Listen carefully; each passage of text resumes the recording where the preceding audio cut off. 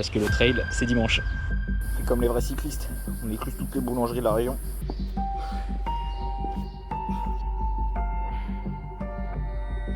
Non mais il y a encore une couille là. Ah, ce qu'ils sont jolis les trailers de Nasby. Salut l'équipe, c'est Tony et cette semaine c'est ma 14e semaine d'entraînement pour le Valais Triathlon Festival, le format Ironman qui aura lieu le 15 août à Sion en Suisse. Pour ceux qui arrivent sur la chaîne, j'ai gagné le dossard sur un jeu concours Instagram en février et depuis je m'entraîne tous les jours pour essayer d'être finisher de l'Ironman. Je vous vlog toutes les semaines à quoi ressemblent mes entraînements et comment s'organise ma semaine, et notamment je vous présente aussi le planning, comment il a été construit par mon coach pour m'aider à arriver à cet objectif. Et cette semaine, le planning il s'organise comme ça, on retrouve 2 courses à pied en endurance fondamentale le lundi et le jeudi. Je l'ai mis celle du lundi à la place du renfort bas du corps parce que j'avais pas assez récupéré de celui de la semaine dernière et j'avais peur que ça m'entame trop pour ma sortie longue à vélo qui avait lieu le mardi. Il y avait 2 natations et il y avait aussi un renfort du corps le vendredi, un jour de repos le samedi avant le trail en Aubrac, le trail des Capucins de 17 km et 540 mètres de D+, à peu près au même endroit que là où j'ai fait la Trans-Aubrac en avril, mais en format un peu plus court du coup. J'enchaînais directement lundi avec une course à pied en endurance fondamentale. Le but c'est de m'accoutumer à la chaleur ici pour les conditions qui à mon avis seront bien chaudes le 15 août, même en Suisse. Et après la natation de la soirée, j'ai attaqué mardi par ma sortie longue à vélo. Allez, c'est parti, on est mardi. C'est parti pour une sortie longue ce matin. Je vais essayer de faire plus de 100 km. J'ai essayé de trouver un itinéraire assez plat pour respecter un peu la physionomie de la course Ironman, pour m'entraîner au mieux sur du plat. Voilà, j'ai essayé de pas partir trop du côté du Salagou et tout ça, où je pouvais avoir un petit peu de dénivelé. J'ai réintégré la petite sacoche de cadre pour pouvoir transporter tel un bon dromadaire toute ma nutrition, toute la bouffe. J'ai pris beaucoup de gel, on sait jamais. Un peu de crème solaire aussi, parce qu'il fait chaud en ce moment. Donc c'est parti, ce sera le seul entraînement de la journée, mais on est parti pour a priori bien 5 heures de vélo. J'espère que ça va être chouette. C'est le tour, une partie sur le tour de l'Etanto, et une partie vers Castelnau-du-Gers que je connais déjà. Donc ça va être cool. Franchement, ce tour à vélo il est vraiment magnifique quand il passe près de la mer et près de l'Etanto, c'était vraiment cool et en plus au début on a un petit peu d'air.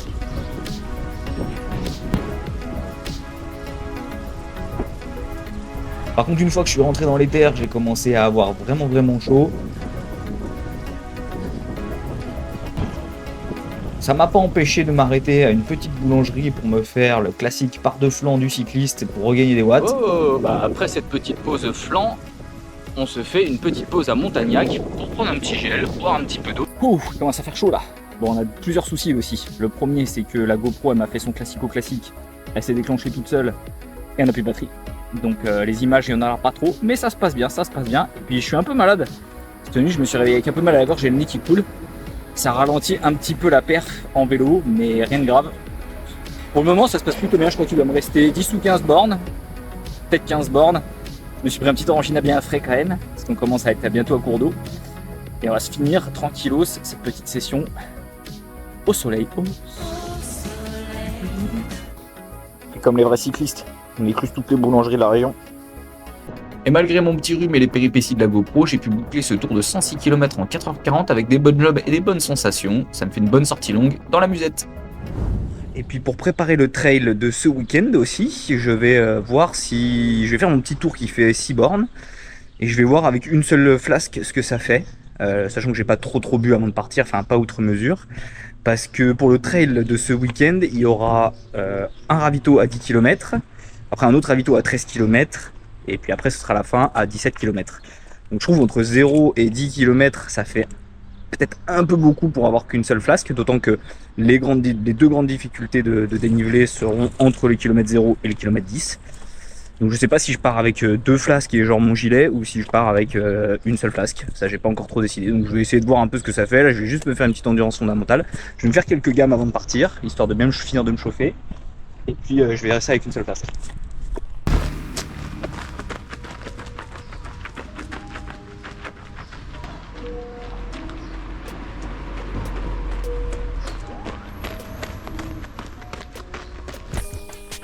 Bon, il fait toujours bien chaud.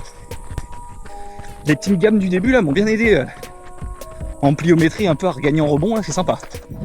Puis pour la gourde, pour le moment, ça va.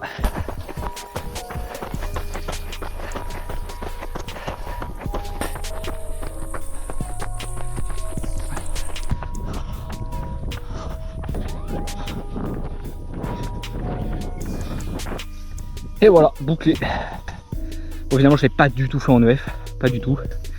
J'étais à 167 pulsations minutes en fréquence cardiaque moyenne. Donc c'était pour voir surtout si j'avais besoin d'un peu plus d'eau à cette allure-là. J'ai fait que 6 km, pile poil. Allure 4,51. Donc je suis content parce que j'ai encore de la patate. Je me sens beaucoup mieux qu'en début de semaine. Ça c'est indéniable. Déjà j'ai plus les courbatures de la semaine dernière du renfort bas du corps.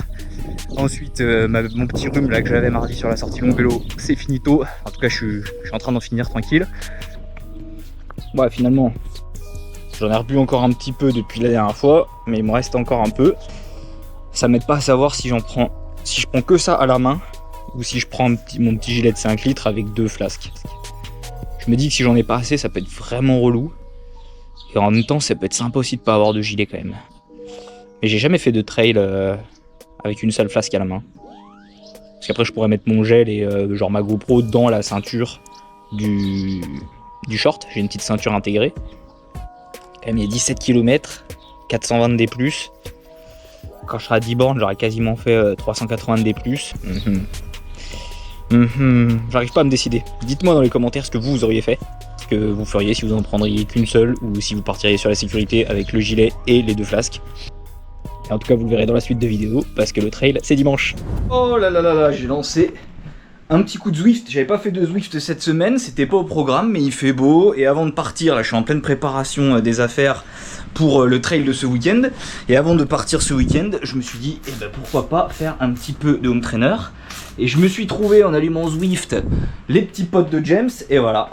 Et il se passe exactement la même chose que la dernière fois. Que toutes les fois.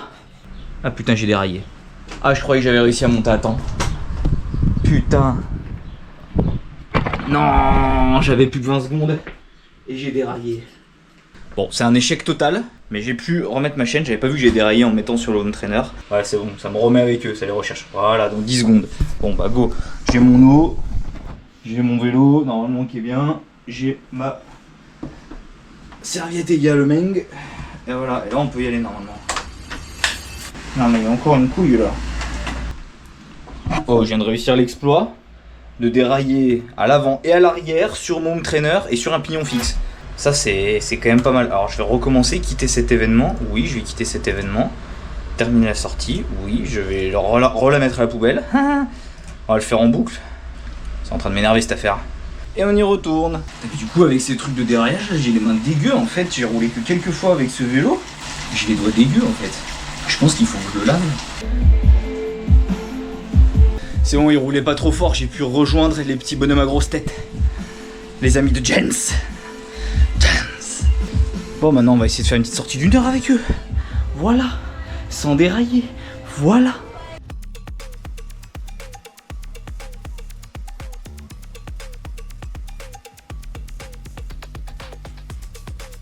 Et bien voilà. Je vais m'arrêter ici. J'avais envie de faire un petit peu de vélo, j'avais un peu le temps dans ma préparation d'affaires. Et je suis content, j'aurais fait pratiquement 1 heure. Le but c'était de faire un petit peu de volume supplémentaire, de pas avoir qu'une seule sortie là cette semaine. Et puis non plus de pas trop me fatiguer pour arriver en forme au trail, que je vais essayer de bombarder un petit peu plus que d'habitude depuis le début de cette prépa Ironman. Et du coup ça recouvre pratiquement tous les trails que j'ai courus. J'ai dû y aller mollo pour faire de l'endurance fondamentale. Et surtout pour pas vraiment créer trop de fatigue et me permettre d'enchaîner sur la suite des entraînements les semaines suivantes. Là c'est un trail plus court que d'habitude, 17 km. Ça peut être un équivalent de sortie longue, mais je vais quand même tenter de me la jouer un peu rapide. Je pense que je devrais réussir à le boucler un peu moins de 2 heures, j'espère. Et on verra si ça me positionne à un peu plus de la moitié du classement, puisque d'habitude je suis environ dans les moitiés de classement. Bye bye les amis de James. Et après avoir dit au revoir aux amis de James, je suis allé faire mon renfo haut du corps à la salle. Donc cette semaine, j'ai sauté le renfo bas du corps parce que c'était programmé lundi. J'avais vraiment pas bien récupéré encore de celui de la semaine dernière. Et je voulais avoir des jambes un peu fraîches pour ma sortie longue à vélo le mardi. Comme à l'habitude, on commençait par du bench press. On avait un travail pyramidal descendant. Je vous affiche le détail ici. Il y avait pas mal de répétitions à 30 kg.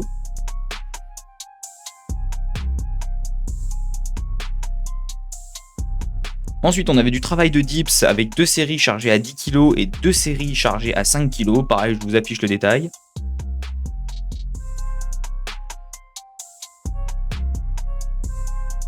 Pour terminer l'entraînement, un finisher un peu costaud puisqu'il était composé de 6 push jerk à 35 kg, 8 pull-up, 6 push press et 12 calories au rameur, et ça pendant 4 tours. La différence entre le push jerk et le push press, c'est qu'il y en a un, on passe sous la barre, et l'autre c'est juste du développé militaire, un petit peu sans passer sous la barre.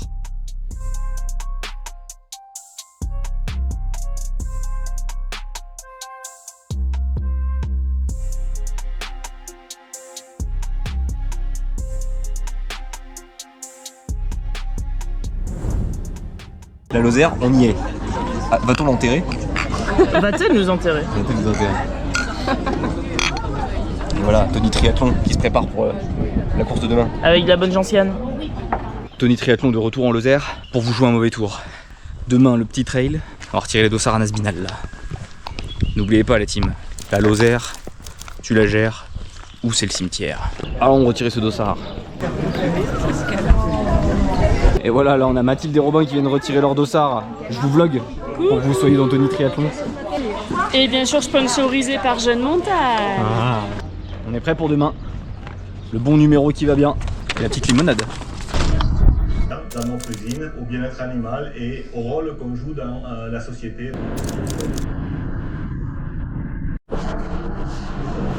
On a gagné le sac isotherme. On a gagné le sac isotherme. Jeune Montagne, il sponsorise le trail, mais alors nous on a visité aussi la Copé. On sponsorise la Copé maintenant. Lourd Jeune Montagne. Très très lourd. Si vous regardez cet épisode de Tony Triathlon, merci à vous. Je suis revenu voir si le taureau avait pas bougé et il a pas bougé.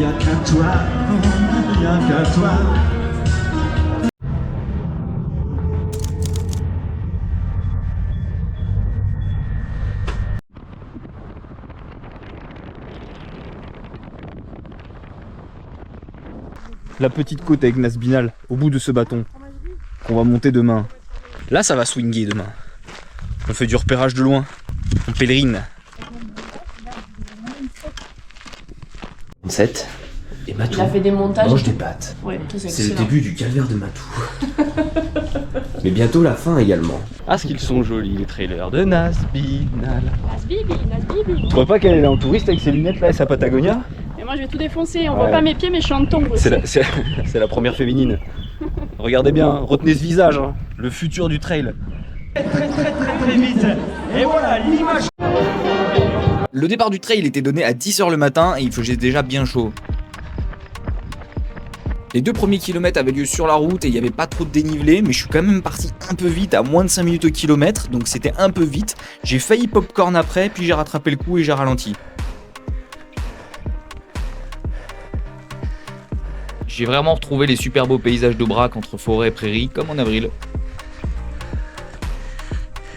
Les 2 difficultés majeures de ce trail se trouvaient au kilomètre 4 et au kilomètre 10, pour un total finalement de 540 mètres de D+. Et après le kilomètre 10 jusqu'au kilomètre 17, c'était très roulant, voire même que de la descente. J'ai croisé Zinzin Reporter qui fait Ah, du c'est Zinzin Reporter. inside trail aussi Ah, depuis je regarde pas mal ses vidéos, elles sont d'années, cool. qui a été une de mes Ça premières m'inspire sources beaucoup pour le d'inspiration, trail. notamment pour m'inscrire à ce trail en Aubrac.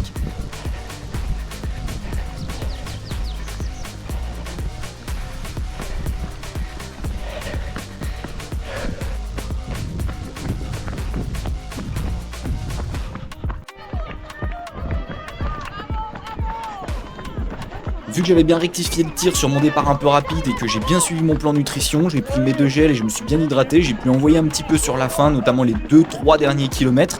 Il commençait déjà à faire bien chaud, mais l'arrivée en descente m'a aidé à terminer assez rapidement. Je suis vraiment content parce que j'ai réussi à tenir mon objectif qui était moins de 2 heures, je fais 1h50 et ça me place 63e au scratch, ce qui est vraiment largement au-dessus de la moitié du classement comme j'ai plutôt l'habitude de faire. Donc ça montre que j'ai bien progressé et qu'en envoyant un peu plus, on peut se positionner un peu plus haut dans les classements de la course.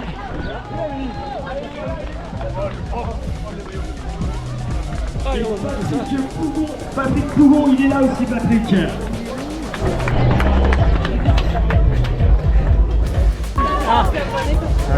Merci.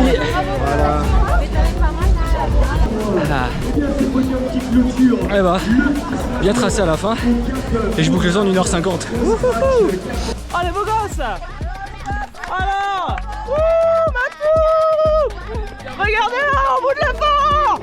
Mina, racontez-nous votre expérience. C'est le dernier trail de votre vie, définitivement? C'est fini. C'est fini de chez fini. Ce coup-ci, la Lozère, on l'a géré. C'était pas le cimetière. Ils sont pas allés au cimetière. Et la compagnie canine est venue aussi. Et la compagnie canine. Et voilà, c'est la fin de cette semaine. Ce trail en Aubrac, c'était vraiment super. Franchement, il y avait une météo parfaite. Il faisait un peu chaud, mais ça continue à m'entraîner, moi, à la chaleur pour l'Ironman qui aura lieu le 15 août. Je suis vraiment hyper content de mon résultat. C'est la première fois que je pouvais envoyer un petit peu sur ce trail, car le format était pas trop long pour me générer trop de fatigue pour la suite de mes entraînements. J'ai pu un petit peu me donner, et bien qu'il y avait la fatigue des entraînements des semaines précédentes, je finis 63e sur plus de 400, et c'est vraiment le meilleur résultat que j'ai fait jusqu'à maintenant. Ça me fait vraiment plaisir de voir que je progresse et ça annonce que du bon pour la suite. Au final, cette semaine, j'aurais fait 13 heures d'entraînement, j'aurais quasiment fait le volume de l'Ironman sur la semaine, puisque j'aurais fait 2300 mètres lundi et jeudi en natation, ce qui me fait 4600 au total. J'aurais fait la grosse sortie longue de 106 km plus 22 km de home trainer, donc ça me fait un petit peu moins de 130 km.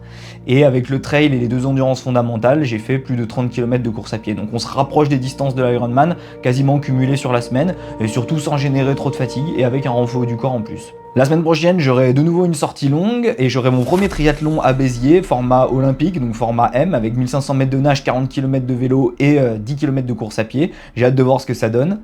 En tout cas, vous n'hésitez pas à vous abonner si vous voulez voir la suite de mes aventures et de mes semaines jusqu'à l'Ironman le 15 août.